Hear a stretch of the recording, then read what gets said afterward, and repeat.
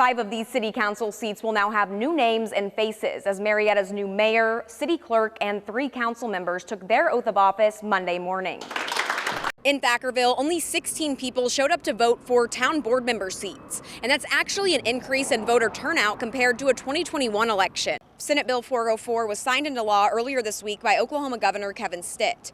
It's designed to prevent discrimination against religious organizations when it comes to receiving state tax dollars. After 2 days in a Pontotoc County courtroom, Christy Evans, the Ada woman who pleaded guilty to first-degree murder earlier this year, was sentenced to life in prison with the possibility for parole. Once a house is considered dilapidated, homeowners will have the option to either take out the rundown house or redevelop it into a safe and livable space.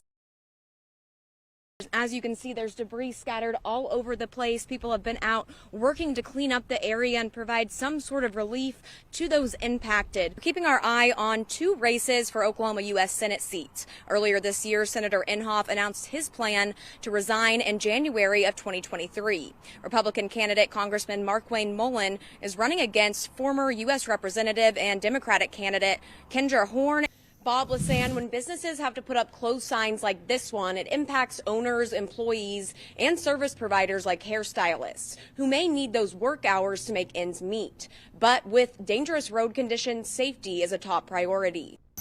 Tiger, I've seen a good amount of voters showing up to the Culvert Ministry Center, a polling location in Ardmore. Poll workers inside tell me they've counted about 50 ballots so far since the polls opened this morning at 7. Yesterday, I spoke to 2 groups, one that wants to see recreational marijuana legalized and another that doesn't want to see State Question 820 passed. Both sides told me the importance of voter turnout today. Yeah, Tiger, as you can see, I'm here on Merrick Drive in Ardmore, and there is quite a bit of snow on the road, and it's still coming down a little bit. The Oklahoma Department of Transportation is strongly discouraging travel in most parts of the state today, and they're also asking that semi-trucks and trailers stay off of I-35 throughout the day due to the road conditions. Now, I spoke with the Carter County Emergency Management Director, and he told me they haven't received any reports of damage, but he's also encouraging people to stay home if they can and off of the roads. So, and it looks like most people are. There aren't too many drivers out today, which I have to say I'm a little jealous of because it is cold out here.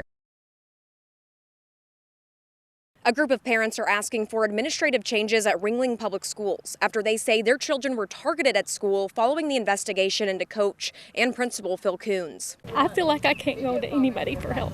Okay, somebody breaks in your house, you're going to call the police. They're going to come help you. Somebody's been meeting your kid up here at school, who are you going to call? Sorry, there's nobody to call. Football coach and high school principal Philip Coons is currently on paid leave, while the OSBI investigates the verbal abuse accusations made by students in February. That the senior class wants to, we want a normal class. We want a normal class period. We're tired of getting harassed by the teachers and staff. I'm quite frankly tired of getting targeted and told to be in a closet to complete Edgenuity work. I'm tired of having thoughts of me not being good enough because these teachers. A group of seniors planned a walkout protest Monday morning, but said teachers blocked the doors. They're mostly concerned about that for the main reason it's going to ruin the reputation of their football program and their funding. I do feel like they're retaliating against me. While I was in that closet and stuff, the accountant closet in the office and stuff, I can hear the secretary and they were whispering. And they'd warned other teachers coming in, oh, I'm in the closet and stuff, don't say anything out loud. And yet I still hear their whispers. In a statement, the Mercer law firm said their team now represents 10 victims of Coach Coons' child abuse and civil rights violations. Attorney Todd Mercer went on to say that the school board chose potential football wins with Coach Coons over the safety and well-being of students, and that his removal is the only acceptable result. They need to step up for these kids. It's long overdue. The administration office said the superintendent was not available for comment, and we haven't received a call back from their office. In the Ardmore newsroom, Lexy French, K10 News. ODOT is moving forward with plans to redesign the intersection of U.S. Highway 377 and State Highway 22 in Tishomingo, where multiple fatal crashes have happened in recent years. Yes, I believe it should be safer. The 6 little girls passed away, and that was a very bad tragedy. ODOT has selected a consulting firm and expects a notice to proceed later this month. They also expect to receive the National Transportation Safety Board's final report on the 6-fatality crash that happened last March. It's important that we incorporate the findings of it into the project and make sure that we address any deficiencies that were found. By the end of the year, the public will be presented with multiple design concepts. We believe that a roundabout's uniquely well suited at that location, but we're not in the business of telling a town what's best for them. During the public meeting, which is expected to be scheduled later this year, ODOT will explain the costs of the project and how it could affect adjacent property owners. This project being of high priority, and as promised, we're delivering on an accelerated time frame. So we believe that we can put this to construction in 2026. The department has taken multiple interim safety measures, such as lowering the speed limit and adding flashing lights at the Y intersection. In Tishomingo, Lexy French, K10 News. The Toy and Action Figure Museum is one piece of what makes Pauls Valley such a charming small town and brings people in to see what else the city has to offer.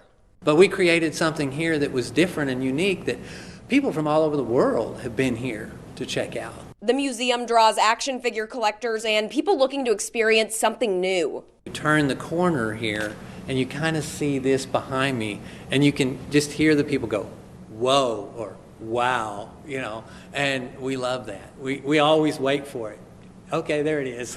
Another Pauls Valley must-see is Fields Pies. Back in 1922, when my grandmother started making pies and cakes in her house and took them to the restaurant we had downtown. And then as it got bigger, she started making them for all the restaurants in Garvin County. The company continued to grow over the last 100 years. We do some co-packing for other manufacturers. We make probably 50 to 60% of the pecan pies made in the United States, from New York to California.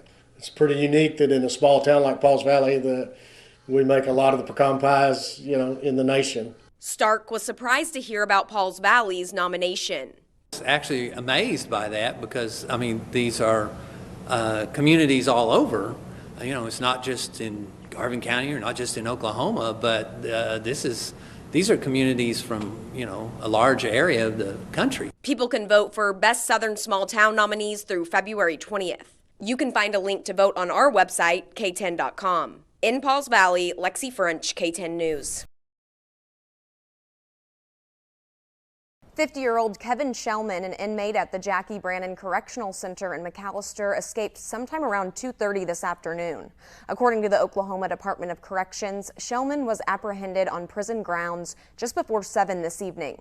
Shellman is serving 2 15-year sentences for obscene, threatening, or harassing phone calls, and 1 10-year sentence for assault and battery on a police officer. Today, Governor Kevin Stitt called for the resignation of McCurtain County Sheriff Kevin Clardy, District 2 Commissioner Mark Jennings, investigator Alicia Manning, and jail administrator Larry Hendricks, following comments recorded after a county commissioners meeting on March 6th.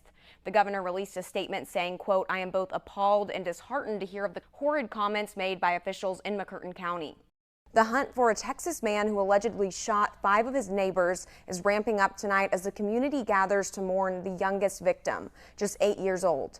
Late today, authorities announced an $80,000 reward for any information leading to his arrest. Priscilla Thompson has the latest from Cleveland, Texas. A fire destroyed a mobile home in Denison this afternoon. Several fire departments responded to a fire at the Oak Creek RV and mobile home park. Residents said they could smell natural gas around the unit before hearing an explosion. It's believed the tenant had not been in the unit for about a week. According to the city of Durant, Shirelli Construction was unable to make progress on the University Boulevard project this past week. 3 people were killed in a shooting at an Oklahoma City bar on Saturday night. Police said shots rang out at Whiskey Barrel Saloon around 9 p.m. 3 people were pronounced dead at the scene and 3 others were injured and taken to hospitals. Well, we've seen some nice weather this weekend, but definitely feeling effects of allergy season. Hunter, what can we expect this week? In Texas, the mayor of El Paso is expected to issue a state of emergency Monday to stop the influx of migrants to the city. That's ahead of the end of Title 42, which is a COVID-era border restriction.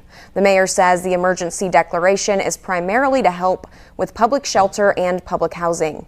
Police in Texas are looking for suspects who shot and killed a number of cows around San Antonio. Camelia Juarez reports.